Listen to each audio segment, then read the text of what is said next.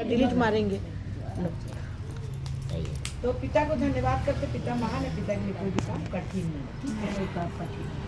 और जैसे कि क्या पढ़ेंगे नीचे ये 18 मैं का नाम नहीं 18 ये पढ़ेंगे, इधर आए दिया और राजाओं को उसके निमित्त यह धमकी देता था, मेरे अभिषिक्तों को मत छुओ और ना मेरे नबियों को हानि करो।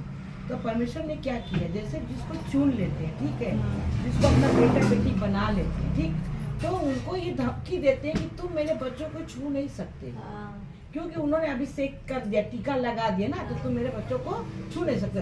तो वो धमकी किसको धमकी देते हैं? अंधकार की दुनिया को धमकी देते हैं कि तुम मेरे बच्चे को नहीं छू।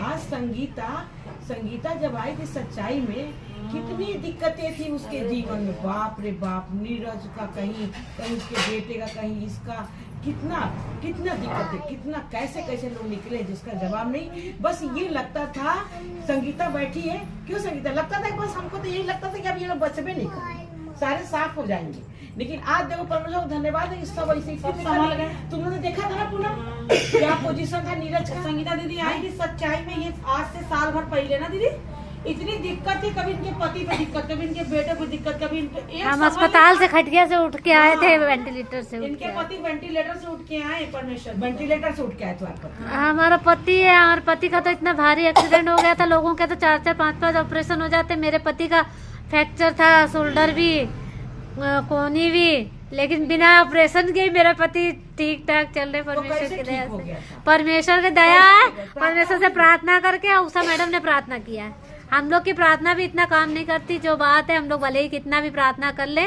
क्योंकि हम लोग ने बहुत से पाप है, हम लोग की बहुत सी गलतियां करते हैं हम लोग, लेकिन एक उषा मैडम की प्रार्थना है, जो उनका कहते नहीं, धर्मी जन की प्रार्थना से सब कुछ संभव हो सकता है। तो वो बात है कि किसी को अनुग्रह मिलता है, सबको नहीं मिलता है, सबको प्रभु बुलाता है, लेकिन चुने हुए कोई लोग होते हैं, और उषा मैडम चुने हुए लोगों में से एक।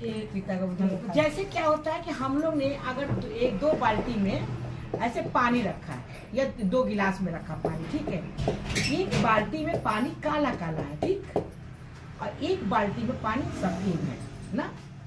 तो अगर हम सफेद वाला बाल्टी का पानी अगर काले पानी में डाल देंगे तो क्या हो जाएगा? काला हो जाएगा। लेकिन जो काले बाल्टी का पानी एक बूंद अगर सफेद बाल्टी में डाल देंगे तो क्या हो जाएगा? फर्क नहीं पड़ेगा, वो सफेद हो जाएगा, तो वो वैसा ही रहेगा, वो दिखेगा। तो इसी तरीके से परमेश्वर के राज्य है ना, जैसे अगर बुरी संगत में अगर कोई गया तो वो उसी बुरी संगत में मिल गया, और परमेश्वर की संगत में कोई अच्छी संगत में आया तो फिर वो अच्छी संगत में मिल गया।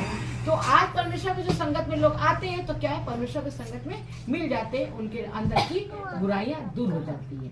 लेकिन क्या यही चीज है ना, तो अगर एक बूंद इसमें सफेद पानी में डाला गया काला पानी तो जस के तस है, क्योंकि आप लोग जैसे इसमें कोई भी आके आ गया इसमें मिल जाएगा तो क्या हो जाएगा, सब परमेश्वर के बेटा बेटी हो जाएगा ना।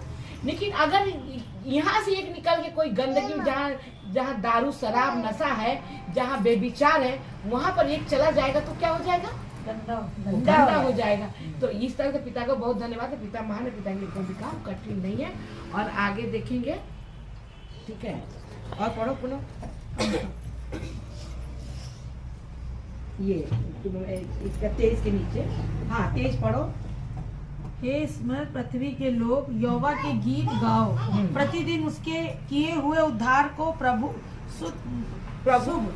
सुप्रचार सुनाते रहो, समाचार सुनाते रहो, शुभ समाचार सुनाते। अन्य जातियों के उसकी महिमा का उस और देश देश के लोगों के उसके आश्चर्य कर्म का वर्णन करो, क्योंकि यहोवा महान है और स्तुति योग अति योग है। हाँ, क्योंकि यहोवा महान और इसलिए अति योग है, वह तो सब देवताओं से अधिक भय योग है, क्योंकि देश देश के सब देवता मूर्ति ही है, परंतु यहोवा ही ने स्वर्ग को बनाया है, उसके चारों ओर वैभव और ऐश्वर्य है, उसके स्थान में सामर्थ्य और आनंद है। तो क्या है, सब परमेश्वर का ये क्या है, पूरा धरती आकाश सब परमेश्वर का है। उधर और परमेश्वर ने क्या क्या जाएंगे, ऐश्वर्य के बच्चों को बार बार जाते चादर ओढ़ रखा है। तो अगर आप लोग कोई भी अगर ये घर किसी ने बनाया तो कहेगा ना कि मैंने घर बनाया है, कोई पड़ोस को तो नहीं आके कह देगा मैंने घर बनाया है। तो परमेश्वर ने क्या कहा कि मैंने ये सृष्टि को रचा ना, परमेश्वर ने सृष्टि को रचा ना, तो वो अपना हक के साथ कह रहे कि मैंने सृष्टि को रचा है। कौन ऐसा है देवता जो कह दे कि हमने सृष्टि को रचा? क्योंकि यहाँ पर क्या कह रहे हैं, परमेश्वर क्या कह रहे हैं कि सब देवता तो मूर्ति ही है, लेकिन परमेश्वर देवता कौन है? वो जीवते परमेश्वर है, वो सामर्थी परमेश्वर है। क्योंकि परमेश्वर की राज्य बातों में नहीं सामर्थ्य में है, वो सामर्थ्य में काम कर रहे हैं। अभी संगीता ने बताया ना कि हमारा पति वेंटिलेटर पे भी जाके आ गया और उनके कितने टूट गया था हड्डी उड्डी, लेकिन फिर भी वो अपने आप सब जुड़ गया। क्यों जुड़ गया? क्योंकि उसको ये विश्वास था कि धर्मी की प्रार्थना से सब कुछ संभव है। हाँ, उषा मैडम की प्रार्थना से मेरे पति ठीक हुए और जिंदा भी है भैया। नहीं, सब तो परमेश्वर ने तो सबके जीवन में काम कर रहे हैं, इतना इतना जीवन में काम कर रहे हैं, कितना बताया जाएगा। तो परमेश्वर बहुत धन्यवाद है कि हमारे जीवन में परमेश्वर ने बहुत काम किया और पिता के लिए कोई भी काम कठिन नहीं है। और पिता परमेश्वर ने इस बचनों से सबको आशीष दिया, इसके लिए पिता को बहुत धन्यवाद करते हैं। पिता महान है, पिता के लिए कोई काम कठिन नहीं है। और ऐश्वर्या की चादर परमेश्वर ओढ़ रखे।